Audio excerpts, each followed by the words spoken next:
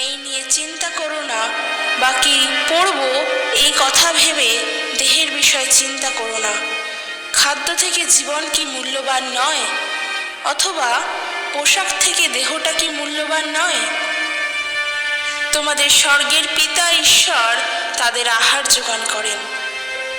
তুমি যখন প্রার্থনা করো তখন তোমার ঘরের ভেতরে গিয়ে দরজা বন্ধ করে তোমার পিতা, যাকে দেখা যায় না, তার কাছে প্রার্থনা করো।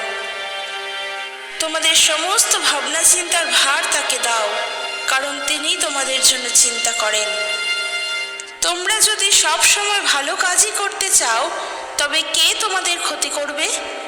কিন্তু যদি ন্যায় পথে চলার জন্য নির্যাতিত হও, তাহলে তোমরা ধন্য। আর তোমরা ওই লোকেদের ভয় করো না বা তাদের বিষয়ে উদ্বিগ্ন হইও না। আমার শত্রুরা আমাকে যা দুঃখ দিয়েছে, তার দরুন কেঁদে কেঁদে আমার চোখ দুর্বল হয়ে গেছে। মন্দ লোকেরা, তোমরা চলে যাও। কেন? কারণ প্রভু আমার কান্না শুনেছেন। প্রভু সৎ লোকেদের খোঁজেন, কিন্তু হিংসাশ্রয়ী বদ লোকেদের পরিত্যাগ করেন। প্রভু বলেন, যদি কোনো ব্যক্তি আমাকে ভালোবাসে এবং বিশ্বাস করে, আমি তাকে রক্ষা করব। আমার অনুগামীরা যারা আমার নাম উপাসনা করে, তাদের আমি রক্ষা করব।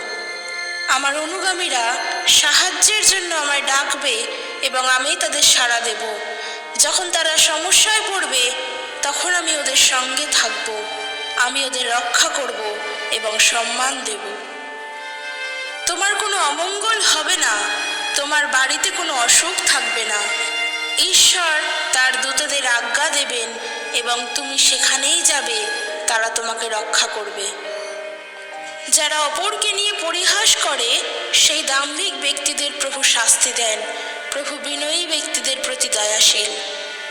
কখনো মিথ্যা কথা বলো না, সত্যকে কলুষিত করো না। তোমার সামনে যে সব ভালো এবং জ্ঞানগর্ভ আদর্শ রয়েছে, তা থেকে মুখ ফিরিয়ে নিও না। দুষ্ট লোকেরা যে পথে হাঁটে, সেই পথে হেঁটো না। অসৎভাবে জীবনযাপন করো না।